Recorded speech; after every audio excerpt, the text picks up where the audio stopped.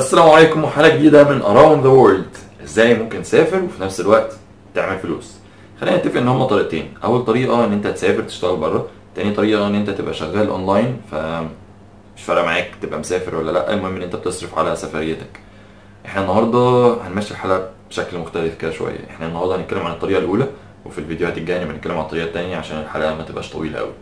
تاني حاجة ان انا هقعد اقول امثلة لشغلانات ممكن تسافر تشتغلها بره، وكل شغلانه هيبقى ليها ويب سايت تساعدك ان انت تلاقي الشغلانه دي بره بسهوله. فالويب سايتس دي كلها موجوده في الديسكربشن تحت الفيديو على اليوتيوب، فانت حتى لو بتتفرج على الفيسبوك معلش خش على اليوتيوب هتلاقي في الديسكربشن كل شغلانه تحتيها اللينكات بتاعتها عشان تلاقي الشغلانه ببساطه. طيب اول حاجه واسهل حاجه ممكن تسافر تشتغلها هي ان انت لو شاطر في الانجليزي تروح تدرس انجليزي. في بلاد كتير قوي بتبقى محتاجه مدرسين انجليزي زي كوريا الجنوبيه، اليابان، فيتنام. ميزه الشغلانه دي هي ان مرتباتها عاليه، فانت مثلا في الشهر ممكن من 800 ل 1500 دولار على حسب عدد الساعات اللي بتشتغلها وعلى حسب بتشتغل في انهي مكان.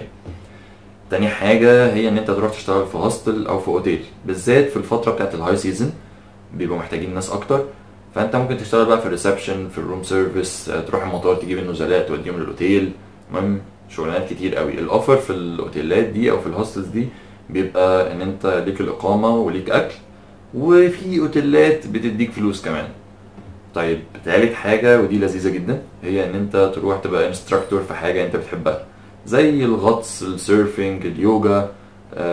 بلاد كتير قوي بتبقى محتاجين مثلا مدربين غطس زي استراليا، المكسيك، تايلاند، اندونيسيا. فانت لو معاك شهاده تثبت ان انت ممكن تبقى انستراكتور، قدم وانطلق سافر. رابع حاجه هي الكروز. عارفين طبعا السفن العملاقه اللي هي بتلف بقى من بلد لبلد والكلام ده، دول بيبقوا محتاجين شغلانات كتير قوي. يعني من اول ان انت تبقى ممكن محاسب على الكروز، او مصور الايفنتات اللي بتحصل على الكروز، او شغال في الريسبشن، او شغال في المطعم. فبرضو دوروا في اللينكات هتلاقوا شغلانات كتير جدا في بلاد مختلفة، فدي حلوة قوي. المصغر بقى بتاع الكروز دي هي اليخت. في ناس بتبقى عندها يخوت بتطلع رحلات سفر طويلة وبيبقوا عايزين ناس تساعدهم على اليخت ده، فبرضو هتلاقوا مواقع كده تحت فيها ازاي تلاقي شغلانات في انهي بلاد. فدي بتبقى لذيذة قوي ومرتبات الحاجات دي حلوة فكويسة. خامس حاجة بقى لو انت بتحب الخضرة وعايز تبعد عن المدن وتحب تشتغل بايديك وتحب الفاكهة والخضار والكلام ده كله، فممكن تشتغل في الزراعة. في نوعين قوي من شغلانات الزراعة دي. اول حاجة ان انت تبقى بتزرع عند مثلا جنينة حد او في مزرعة حد.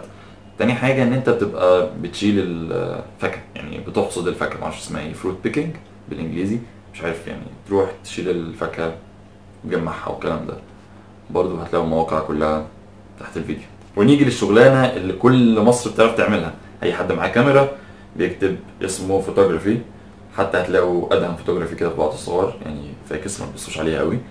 المهم ان انت لو فعلا بتعرف تصور وفعلا بتحب السفر وعندك بورتفوليو بروفيشنال تقدر تقدمه لشركات وتقدر تقدمه لاماكن كبيره تجيلك شغل، في شغلانات كتيره جدا في التصوير. ممكن تصور شركات سياحه في الرحلات بتاعتها، اوتيلات، قرى سياحيه، كروز، ايفنتات، شغل كتير جدا. تاني حاجة لو انت بتعرف تطبخ او خريج سياحة وفنادق او لسه بتدرس حتى في سياحة وفنادق، فممكن تشتغل في مطاعم، تشتغل في اوتيلات، تشتغل حتى في الكروز زي ما قلنا قبل كده. وبعد كده لو انت شاطر في اي آلة موسيقية فممكن تسافر تدرس الآلة الموسيقية دي، او تسافر تشتغل تعزف على الآلة الموسيقية دي في اوتيل مثلا كشو ترفيهي او كده. وحاجة تانية بقى أنا مش بعرف أنطقها أصلا، هي اسمها أوبر أو أوبير. هي كلمة بالفرنساوي وأنا ضايع في الفرنساوي فعدوها معلش. المهم إن الشغلانة دي بتفضل البنات عن الولاد. هي ببساطة إن أنت عيلة عندها بيبي والبنت هتخلي بالها من البيبي ده، في المقابل هتبقى فيه إقامة ببلاش وأكل ببلاش وكمان مرتب. حاجة شبه أوبير ده اللي أنا مش عارف أنطقه، حاجة اسمها هوم كير. ودي الفرق ان العيله بتسيب البيت اصلا، بتسيبك انت قاعد، تخلي بالك بقى من البيت، تخلي بالك بقى من البيت نفسه، تخلي بالك من المزرعه، تخلي بالك من البريد لو في بريد جه او كده. في المقابل برضه انت قاعد ببلاش، بتاكل ببلاش، وليك مرتب.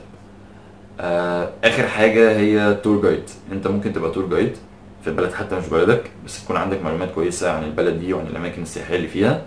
ودي نوعين، ممكن تشتغل مع شركة سياحة وهم يخلوك يجيبوا لك جروبس يعني، أو إن أنت تبقى شغال فريلانسنج لوحدك كده وهو الجروبس تجيلك. ويعني أهم حاجة مش المعلومات قوي تبقى فظيع يعني، بس أهم حاجة إن أنت يبقى عندك معلومات كويسة وتبقى لذيذ، بتعرف تهندل الأمور يعني. الفيديو ده مفيد لمين؟ مفيد للطلبة اللي بتدرس في الجامعة وعندها 3 شهور الصيف مش عارفة تعمل فيهم ايه، فممكن تسافر وفي نفس الوقت تصرف على نفسها. ومفيد لأي حد ما عندوش شغل أو قرر يسيب شغله وعايز يسافر برضه ويصرف على نفسه في نفس الوقت. معظم الشغلانات دي بتبقى شهرين 3، مش كارير يعني، مش هتفضل طول عمرك شغال فيها. هتخلص شغلانة تروح بلد تانية تشتغل شغلانة تانية وهكذا. بالنسبة للتأشيرات، في بعض الشغلانات بتوفر التأشيرة، في بعض الشغلانات لأ. بالنسبة للشغلانات اللي ما بتوفرش التأشيرة فحاول تدور على شغلانة من دول في بلد من غير فيزا بحيث ان انت تعرف تشتغلها. زي ما اتفقنا الفيديو الجاي ان شاء الله هنتكلم عن الطريقة التانية بحيث ان هي نبقى غطينا اكبر عدد من الشغلانات، ازاي تسافر وفي نفس الوقت تكون بتشتغل تجيب فلوس. وزي ما قلت لكم كل شغلانة ليها ويب سايتس بتاعتها كتير تساعدك في ان انت تلاقي الشغلانات دي، هتلاقوها في اللينكات في الديسكريبشن تحت الفيديو اللي على اليوتيوب. متنسوش تعملوا شير للفيديو لو حسيتوا ان هو مفيد عشان غيركم اكتر يستفادوا والناس تسافر وكده.